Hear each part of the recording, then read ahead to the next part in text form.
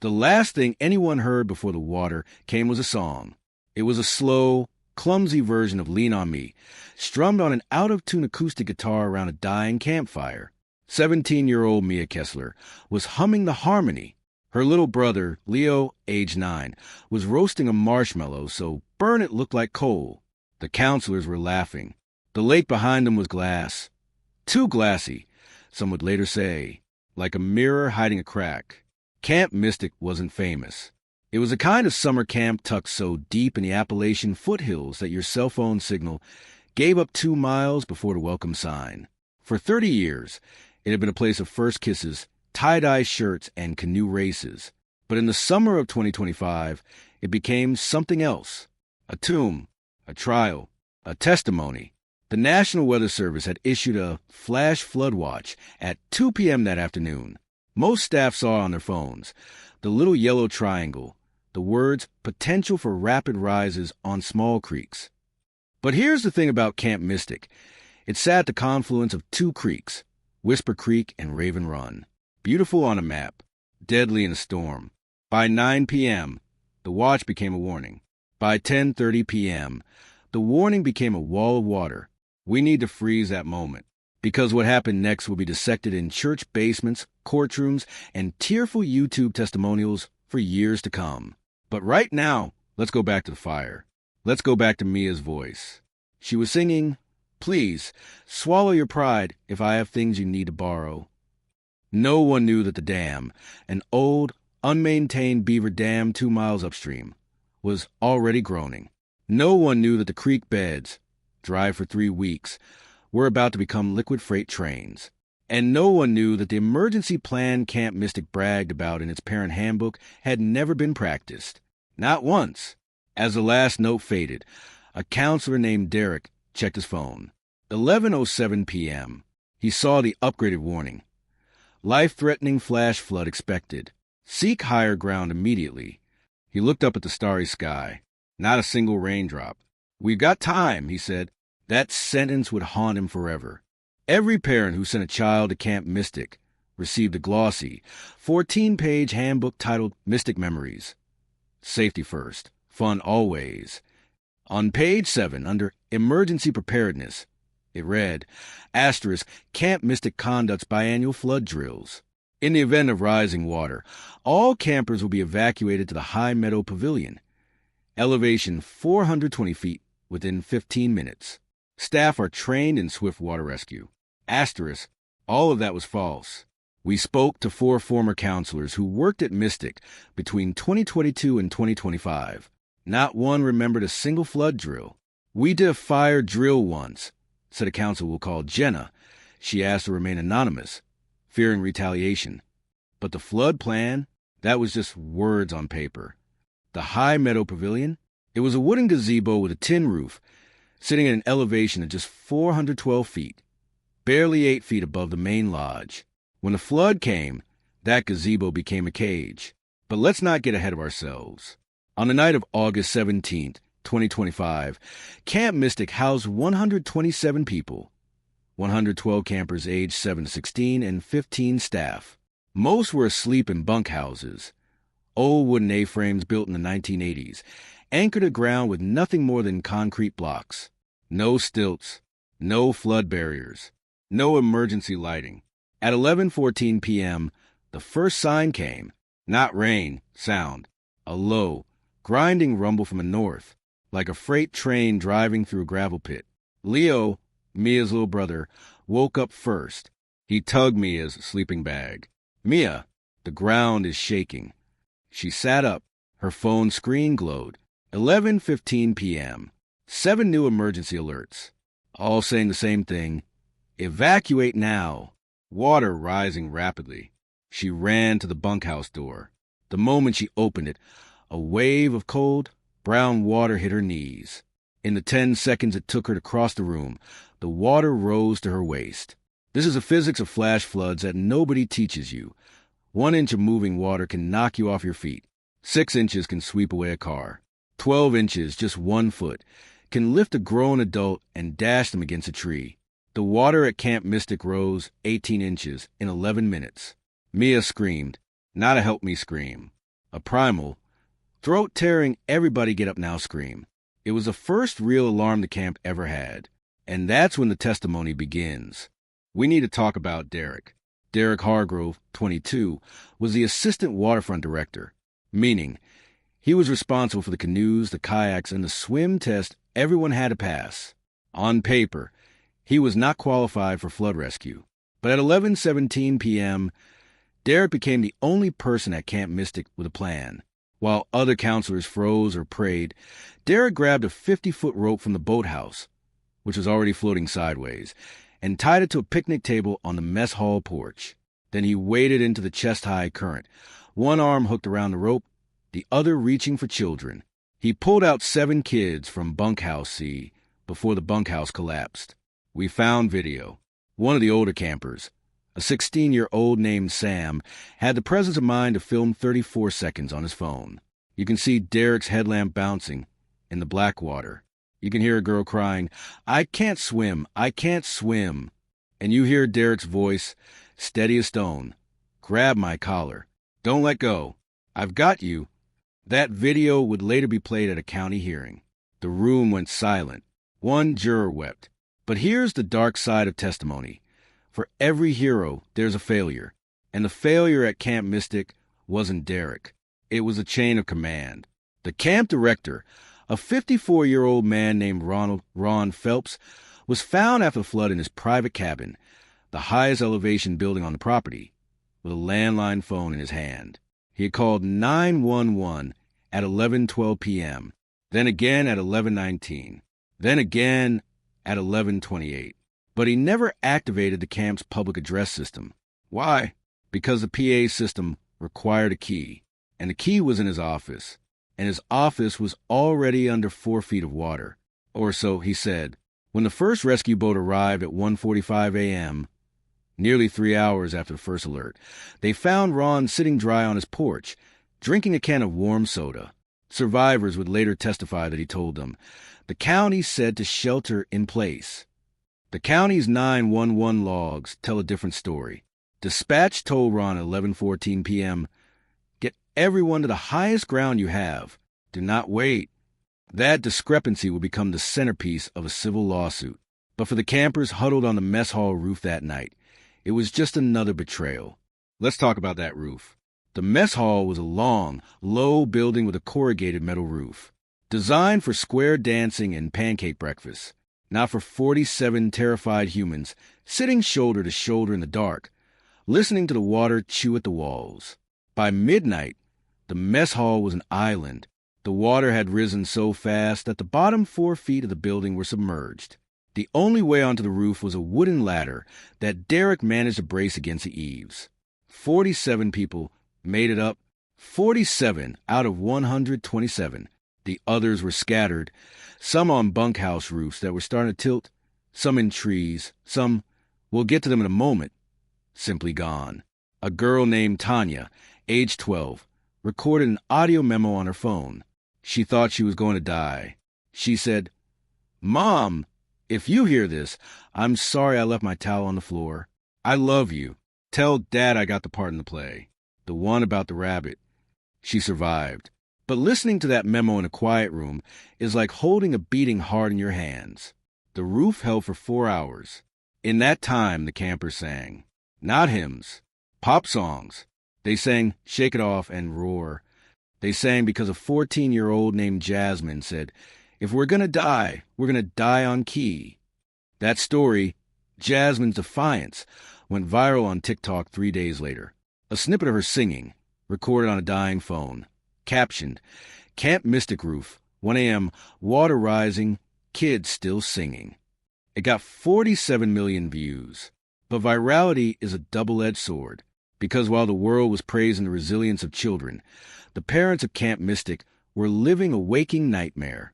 No cell service, no updates, just a news ticker on CNN that said, "At least 12 missing after flash flood at summer camp in Appalachian region." 12 missing, including Leo, Mia's little brother. Leo Kessler was not on the mess hall roof.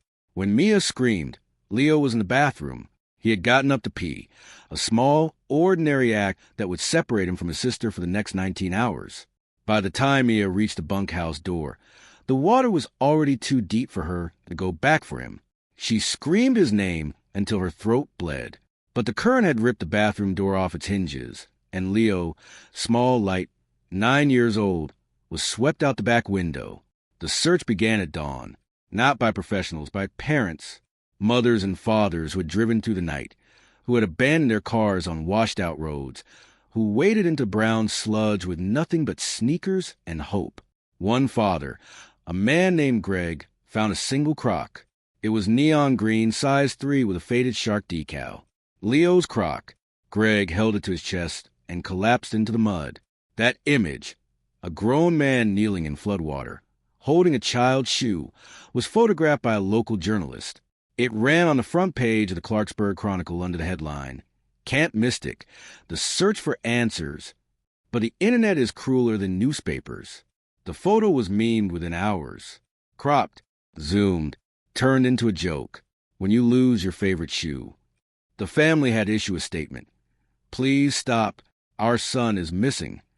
That moment, the collision of viral chaos and real grief, is the secret heart of this story. Because Camp Mystic didn't just reckon with a flood. It reckoned with a world that watches tragedy through screens, comments prayers with a folded hands emoji, and scrolls away. Leo was found at 2:17 p.m. Alive. He had wrapped his arms around a fallen tree trunk and held on for 15 hours. A rescue helicopter spotted him by accident, the sun glinting off his wet raincoat. He was hypothermic, dehydrated, and missing one crock, but he was breathing. When Mia saw him carried into the triage tent, she didn't cry. She laughed, a loud, unhinged, hysterical laugh that scared the nurses. Then she passed out. The reunion video, leaked by a volunteer, shows Mia waking up, seeing Leo and whispering, "You little idiot." It's the most human thing you'll ever watch. But the relief was short-lived, because not everyone came home. 3 people died at Camp Mystic.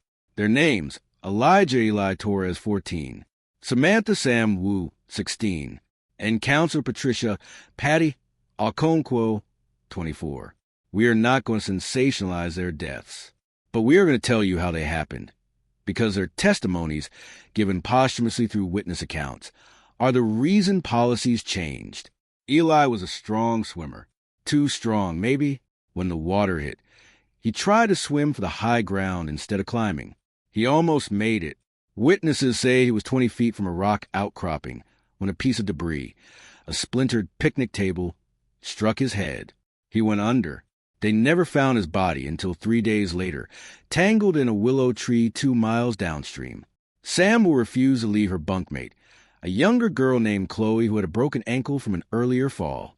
Sam carried Chloe on her back for 50 feet before the current swept them both. Chloe survived. She grabbed a gutter downspout. Sam did not.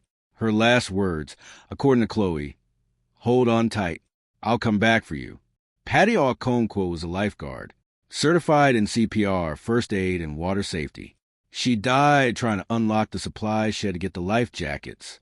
The shed had a padlock. The key was on a lanyard around her neck. But the current was so strong that the lanyard caught on a door handle, and Patty was pinned underwater. She drowned in 3 feet of water. 3 deaths. 3 different failures. Eli's, lack of clear evacuation routes. Sam's, no mobility plan for injured campers. Patty's, a locked shed in an emergency. These are not dramatic failures. They are boring, bureaucratic, deeply human failures. And they are the kind that kill you. At the memorial service, held 3 weeks later in a high school gymnasium, Patty's mother stood at the podium. She didn't shout. She didn't cry. She said quietly, "My daughter saved strangers' children, but no one saved her. Why?" The silence in that gym was heavier than floodwater. On October 14th, 2025, a county hearing was convened to investigate Camp Mystic. It was supposed to be a dry, procedural affair. Lawyers, timelines, experts in hydrology. Instead, it became the most watched local government proceeding in internet history. The reason? Mia Kessler's testimony. Mia, now 18, walked to the microphone in a gray hoodie and sneakers. No makeup, no lawyer, no notes. She spoke for 22 minutes. By minute 3, the gallery was crying. By minute 10, the bailiff was crying. By minute 20, Ron Phelps, the camp director, had his head in his hands. Here's an excerpt, transcribed directly from a video that now has 84 million views. You asked us to trust you. You sent us a handbook that said, safety first. But when the water came, you weren't there. You were in your cabin, with your soda and your dry shoes. I'm not here because I'm angry. I'm here because my little brother almost died. And he almost died because nobody practiced. Nobody drilled. Nobody thought it would happen to them. Well, it happened, and now you get to sit in a dry room and say you're sorry. But Eli doesn't get to hear that. Sam doesn't get to hear that. Patty doesn't get to hear that. So here's my testimony. Don't you dare let this happen again. Don't you dare make another handbook full of lies. Don't you dare look at a flood watch and say, we've got time, because you don't. None of us do. The video was clipped, captioned, subtitled, and translated into 19 languages within 48 hours. News anchors played it. Podcasters reacted to it. Teenagers on TikTok lip-sync her words. Mia became an accidental activist. She was invited to the White House. She testified before a Senate subcommittee on youth safety. She started a nonprofit called Higher Ground that audits summer camps for flood preparedness. But in her first interview after the hearing, she told a reporter, I don't feel like a hero. I feel like a girl who screamed loud enough that someone finally listened. That is the difference between viral and meaningful. Virality fades. Testimony endures. You might expect Camp Mystic to close, to become a ghost story whispered around real campfires, a cautionary tale. You'd be wrong. Camp Mystic reopened in June 2026, but not as the same place. Under new ownership, a nonprofit collective of parents and survivors, it has become a model for disaster preparedness. The new director is a former FEMA coordinator. The bunkhouses are on stilts. Every shed is unlocked. Every staff member is trained in swift water rescue. And every Friday at 3 p.m., the entire camp practices a flood drill. The High Meadow Pavilion, demolished. In its place, a concrete and steel evacuation tower, 30 feet high, with solar-powered lights, emergency radios, enough shelf-stable food for 200 people for 72 hours. Ron Phelps was not charged criminally. The district attorney said negligence, not malice, but he lost his camp, his reputation, and his marriage. He now lives in a rental studio in a town 200 miles away. He has not given an interview, but he did write a letter to the families, leaked to a local paper, that read in part, I hear the water every night. I will hear it until I die. Derek, the counselor who tied the rope, was offered a full scholarship to an emergency management program. He declined. I just did what anyone should have done, he said. But he now works as a disaster response trainer, traveling to rural camps and schools. He carries that rope in his backpack. As for the survivors, some are in therapy. Some wrote books. One started a podcast about resilience. But most just went back to being kids, which is the hardest thing of all, because kids who have seen the worst know that the world is not safe, and that knowledge ages you. Leo, now 10, still sleeps with a life jacket next to his bed. His mom doesn't make him put it away. Here's the uncomfortable truth about the Camp Mystic flood. It was not a freak event. Climate scientists have been warning for years that 100-year floods now happen every 10 years. That small creeks, the kind that run behind summer camps, suburban neighborhoods, and rural schools, are becoming deadly with little warning. That the old maps, the old plans, the old assumptions are all obsolete. But we don't like to hear that, because hearing it means changing things. And changing things is expensive and inconvenient. After the Camp Mystic story went viral, a journalist surveyed 200 summer camps across the U.S. Only 32% had a written flood plan. Only 11% had practiced it in the last year. And 54% said they relied on common sense rather than formal training. Common sense is what Ron Phelps thought he had. Common sense is what told Derek to tie that rope. But common sense is not a plan. Common sense is not a drill. Common sense is a guess. And when water is rising, guesses kill. The survivors of Camp Mystic have a new mantra. You'll see it on their t-shirts, their Instagram bios, their nonprofit's website. It's 3 words. Practice the plan. Because a plan you've never practiced is just a poem. And poems don't save lives. Ropes do. Towers do. Drills do. The memory of Eli, Sam, and Patty does. We end where we began, with a song. Months after the flood, a video surfaced from inside the evacuation tower. It was taken on the first night the tower was operational. A small group of campers, new campers, who had never met Mia or Leo or Derek, sat in a circle, and they sang, not Lean on Me, Something New, a song that one of the kids had written herself, about a river that tried to swallow a mountain and failed. The lyrics were clumsy. The guitar was out of tune. But the chorus went like this. The water rose, but so did we. Slash the dark came down, but we could see.